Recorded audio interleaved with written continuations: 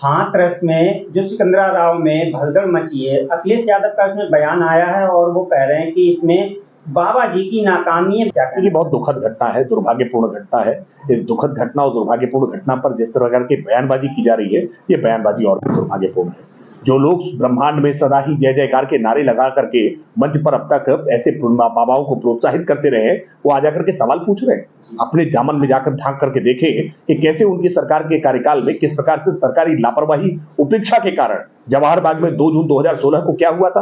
राम वृक्ष यादव से बाग को खाली कराने में आखिरकार 2 दर्जन से ज्यादा लोगों की मौत कैसे हुई थी, क्यों हुई थी। इन सवालों के जवाब अखिलेश यादव कभी दे ना पाए और आज भारतीय जनता पार्टी से उनके पास सवाल पूछने का नैतिक बल कहां से आता है। उनको कोई नैतिक अधिकार नहीं है और जाकर के वो घायलों के जो मरहम लगाने का काम करे, पीड़ितों के आंसू पोंछने का काम करे, इस पर नमक रगड़ने का काम ना करे। सर, राम गोपाल यादव जी ने कहा है कि हादसे तो होते रहते हैं।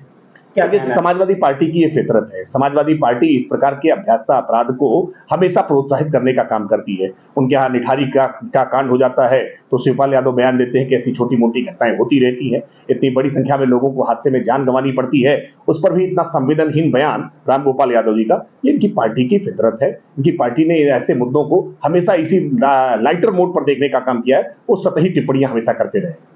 देखिए, लोकतांत्रिक प्रक्रियाओं का अपमान करने का काम राहुल गांधी कर रहे हैं। जिस तरह से राहुल गांधी जी ने संसद भवन में आकर के प्ले कार्ड लहराने का काम किया, ये लोकतांत्रिक गरिमा, लोकतांत्रिक मर्यादा, रीति रिवाजों और परंपराओं के विरुद्ध है। और उसके बाद जिस तरह से उन्होंने हिंदुओं को लेकर के टिप्पणी की, ये आदतन अपराधी है। कोई पहली टिप्पणी नहीं है हिंदुओं को लेकर के।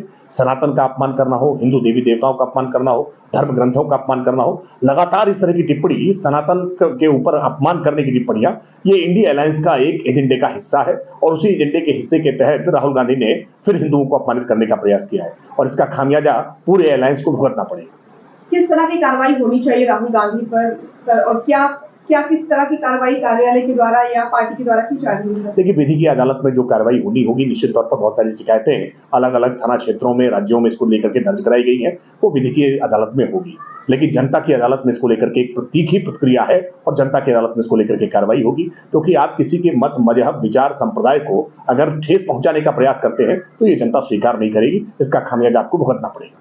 हिंदू महासभा के द्वारा अभी प्रदर्शन भी हुआ था, मांग भी की गई थी कि इनकी सदस्यता खत्म कर दी जाएगा।